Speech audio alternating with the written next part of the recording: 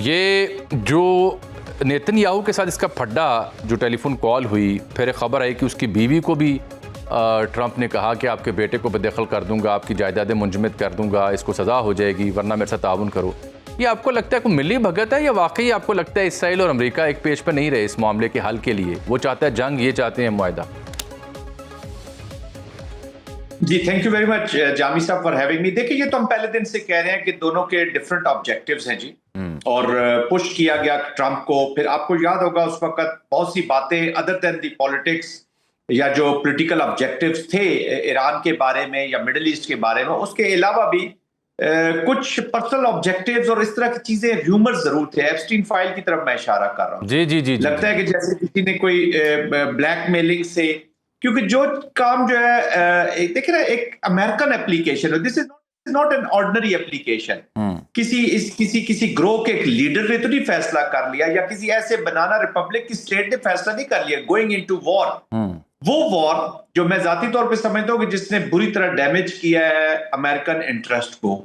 आज नेटो उनसे अलग खड़ा है, मिडिल ईस्ट के अंदर रिस्ट्रेंट का मुजाहरा हो रहा है, उसकी पॉलिसीज को चैलेंज किया जा रहा है। नेटो ने अबंडन किया। इजराइल को भी बहुत नुकसान हुआ, पॉलिटिकल जितना नुकसान इस वॉर का इजराइल को हुआ उस पर हम किसी दिन प्रोग्राम करेंगे कि उसने what they have lost and what they have gained. तो आई थिंक इसके अंदर बहुत सी चीजें अवामिल शामिल है, बट जो पर्सनल ईगो है प्रेसिडेंट ट्रंप की, अलॉन्ग विद दैट अनप्रेडिक्टेबिलिटी जिसकी हम बात करते रहे हैं, और अनफॉर्चुनेटली अब अनरिलायबल जब वो इंटरनेशनल कम्युनिटी के लिए हुए तब तक इतना उनको प्रॉब्लम नहीं रहा।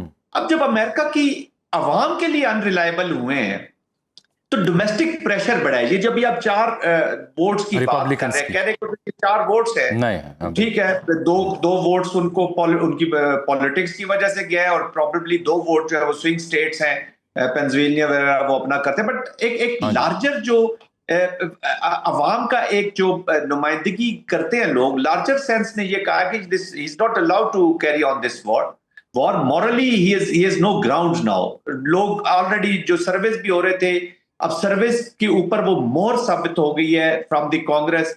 ठीक है, सेनेट में 2/3 ये कभी भी नहीं कर सकेंगे, but anyways that moral ground is not there जी टू एग्जीक्यूट वॉर। और अब तो बहुत सी कमेंट्री अमेरिका के अंदर भी शुरू हो गई है कि America is losing this war. देखिए ना, अभी मार्क रूबियो से जो सवाल किया गया standing committee, is the war finish, तो उन्होंने कहा जी कि एपिक फ्यूरी इज फिनिश।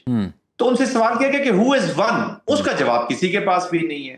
तो इसका मतलब है कि वो प्रेशर ट्रंप को, और लॉट ऑफ प्रेशर, आखिर है तो इंसान, उसमें वो he is under lot of pressure. उसी की ये रिफ्लेक्शन है जो नेतन्याहू के साथ इन्होंने किया। बहुत से लोग इसको नूरा कुश्ती भी कह रहे हैं, बट जो भी है ये कुश्ती आम कुश्ती नहीं है। This is between two, these are 2 nuclear countries, these are the 2 hugest I mean application. पूरी दुनिया परेशान होगी कि इनकी अगर स्ट्रेटजी ये है तो ये तो पूरी दुनिया का जो ऑर्डर है उसको दरम बरम कर सकते हैं जी। बिल्कुल ठीक है जन साहब। अच्छा, मैं सर आपसे समझना चाह रहा हूँ, ये हमारे एक सेनेटर हैं फैसल वाडा साहब, उनका ये मानना है कि जी जल्द तारीख रकम होगी, कुछ दिनों में या चंद हफ्तों में पाकिस्तान में बड़े आलमी रहनुमाओं के साथ दुनिया के अमन की वो तारीख रकम होगी जिसका किसी ने गुमान नहीं किया होगा। आपको भी इसके आसार नजर आते हैं? क्योंकि पहले राउंड के बाद तो आसार खत्म होते दिखाई दिए कि अब शायद कोई MOU हो, कोई एक सफ़े की याददाश्त हो। आपको लगता है कि इसमें कोई हकीकत है फ्यूचरिस्टिकली अगर हम देखें? जामी साहब, जो मेरी असेसमेंट है और जो कुछ लोगों से हमारी बातचीत भी होती है, we are going towards the framework, at least framework की तरफ तो हम जा रहे हैं, और बहुत जल्द जा रहे हैं, क्योंकि दोनों ईरान और यूनाइटेड स्टेट्स ऑफ अमेरिका ने they want to get out of this. और इसी अब डायलॉग के अलावा कोई ऑप्शन रही नहीं है। अब अगर एस्केलेशन कोई हुई तो वो that was going to be extremely different application अगर एस्केलेशन पे ऊपर जाती है, और उसके रिजल्ट्स भी पे डिफरेंट ही आएंगे। क्योंकि देखिए ना, ईरान जो है वो पहले भी सस्टेन किया उसने, अगर दोबारा वो एक और एस्केलेशन को सस्टेन कर जाता है फिर तो आई थिंक किसी के बस में चीजें नहीं रहेंगी। तो और दोनों इस चीज पे मुत्तफिक भी हैं कि चेकमेट नहीं दिया मिलिट्री एप्लीकेशन ने, ना अमेरिका को दिया ना ईरान को दिया। That's why they are protecting this dialogue. इस छोटी सी एस्केलेशन, अभी अलग एक कुवैत वाला वाज अ बिग इंसिडेंट, जो कुवैत पे ईरान का रिस्पांस गया है इंटरनेशनल एयरपोर्ट के ऊपर, सिविलियन एयरपोर्ट के ऊपर अगर रिस्पांस गया है तो दैट हैज द इम्प्लीकेशन है, उसकी खतरनाक हो सकता था। लेकिन उसके बावजूद अभी तक देखिए डायलॉग की बात हो रही है, सक्सेस की बात हो रही है, फ्रेमवर्क तो वो हम इस्टेब्लिश कर लेंगे। अब जो आगे फिर उस पर थोड़ा सा टाइम लगेगा, it is going to take little more, 2-2.5 महीने से ज्यादा टाइम लगेगा to reach to the deal, क्योंकि दोनों सिस्टम्स अनप्रिडिक्टेबल है, दोनों सिस्टम्स कॉम्प्लेक्स भी हैं। ये भी बता दूं, अमेरिकन भी और ईरानियंस भी, it is not very easy to predict कि ये किस तरफ जा रहे हैं। पाकिस्तान बीइंग मीडिएटर जितना न्यूट्रलिटी और ट्रांसपेरेंसी के साथ चीजें आगे लेकर गया है, पाकिस्तान ने कॉस्ट बेनिफिट एनालिसिस करके इनको दिया कि आपको क्या फायदा और क्या नुकसान है, हाउ यूर आपकी आवाम के ऊपर क्या चीजें आ रही है। और पाकिस्तान ने फिर सजेस्ट भी बहुत सारी चीजें की हैं which has been very well taken by both the parties. तो उससे फिर पाकिस्तान के कॉन्फिडेंस में इजाफा होता है। एंड अगर इस तरह की कोई चीज आगे बढ़ती है तो of course it is going to be Pakistan the only sole mediator जो एक मोस्ट स्टेबल कंडुइट भी रहा है और मोस्ट एक्सेप्टेबल कंडुइट रहा है और अभी तक चल रहा है जिसको देख। जनाब साहब, ये जो आपने एक बड़ी अहम बात की, गो के किसी रोज़ बहुत तफसीली गुफ्तगू पूरा प्रोग्राम उस पर हम करेंगे। आप जैसे ये वाइंड अप होता है, रैप अप होता है, फिर it will be the right time कि हम उसका एनालिसिस कर सकें, बिलखुसूस कंटेंट एनालिसिस के किस मुल्क ने क्या खोया क्या पाया। लेकिन आज आपने चूंकि जुमला दे दिया तो मैं बात किए बगैर नहीं रहूँगा। इसराइल ने बिलखुसूस इसमें क्या लॉस हुआ है उसे और कैसे हुआ है? देखिए, मेरी नजर में ये जो एक्सपेंसिव डिजाइन है ना, शॉर्ट स्टेटमेंट में ये दूंगा कि ग्रेटर इजराइल को रद्दी की टोकरी में फिलहाल फेंक दिया गया जो उस प्रोजेक्ट को। और आई मीन के वो उनका देखे आज पहले वेस्ट की तरफ से भी उनको, ठीक है वेस्ट वो ड्रामे ड्रूमे करता रहता था, कभी वोट कर लिया, फलस्तीन की स्टेट को मान लिया, लेकिन उन इम्प्यूनिटी के साथ इजराइल की जो एप्लीकेशन है मिडिल ईस्ट में रही और वेस्ट ऑलमोस्ट उसके साथ खड़ा रहा अलॉन्ग विद अमेरिका। आज अमेरिका से अलग है, इजराइल से अलग है। प्रेसिडेंट ट्रम्प ने जो एक उसी जिस कॉल का हम जिक्र कर रहे हैं जिसमें उन्होंने बड़ा एम्बैरस किया है, उसी में उन्होंने कहा कि nobody is liking you, you are isolated. Isolation का मतलब यह है कि वो उनको जो टेसिट अप्रूवल्स भी थी बहुत सारी वो आज खड़ी नहीं है।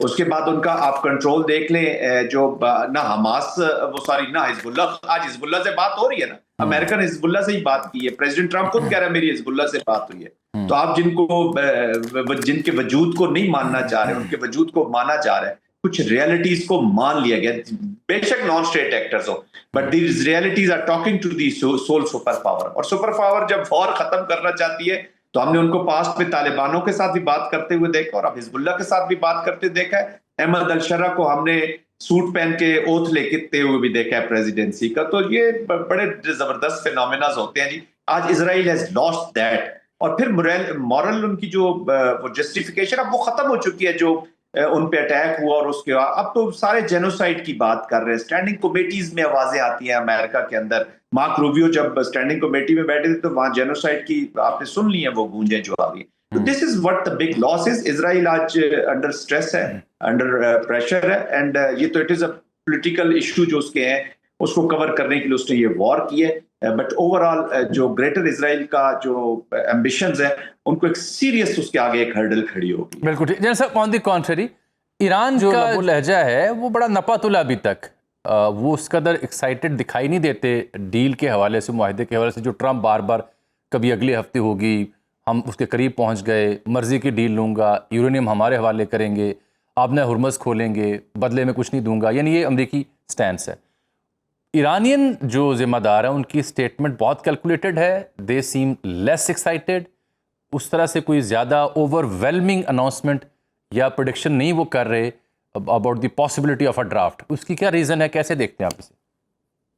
देखिए, ईरानियंस का कॉन्फिडेंस बड़ा है जी और ये जो शेकीनेस नजर आई है अमेरिका की तरफ, ऑफ कोर्स अनफोल्ड नहीं हुए इवेंट्स का। देखिए पहले 4 दिनों के अंदर ही अनफोल्डिंग गलत होगी। जो भी उन्होंने असेसमेंट की हुई थी और उन्होंने इस वॉर को असेस किया था किस तरह अनफोल्ड होगी, वैसे हुई नहीं।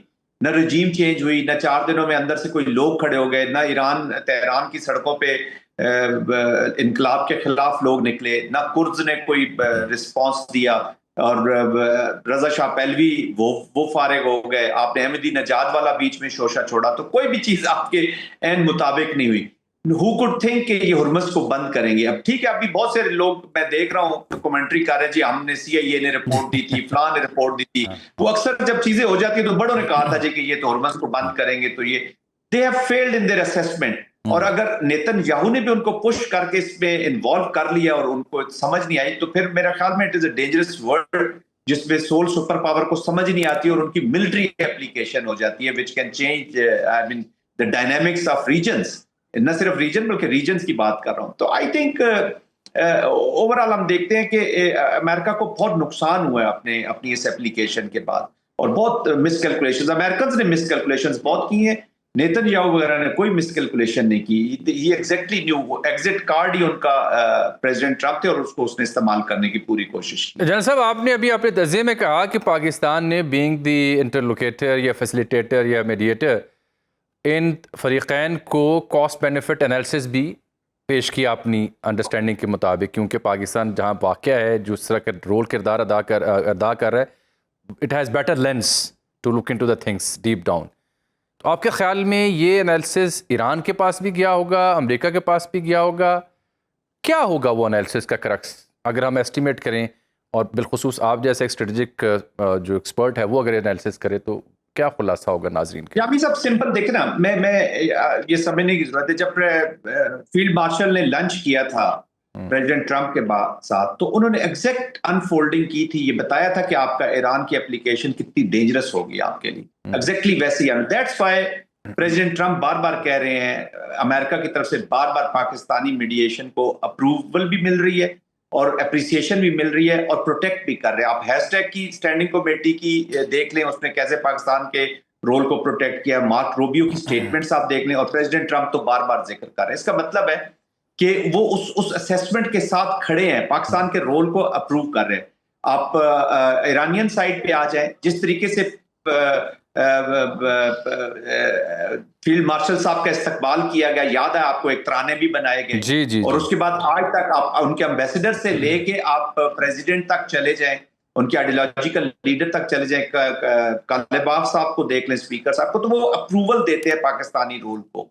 और एग्जैक्टली जो रिस्ट्रेंट आया मिडल ईस्ट से, by Qatar, by Saudi Arabia, by Kuwait, आप देख रहे हैं, तो उसमें पाकिस्तान का बहुत अहम रोल है। तो people are listening to Pakistan because they have believe in their sincerity और उस लॉयल्टी और जो ट्रांसपेरेंसी है उसके बीच में बिलीव करते हैं, और वो कहते हैं कि इसीलिए तो वो उसके प्रेसिडेंट ट्रंप ने जो पहला सेकंड जो अटैक रोका था, सॉरी पहला जो डेडलाइन को आगे एक्सटेंड किया था, वो पाकिस्तान की वजह से किया था, और उन्होंने उसका जिक्र भी किया। तो जो भी पाकिस्तान उनको बता रहा है, उसको जब उसमें आपको बिलीफ होता है कि ये सही बता रहे हैं, तभी तो आप उसके जो एस्टेब्लिश्ड डायलॉग है उसके साथ खड़े हैं।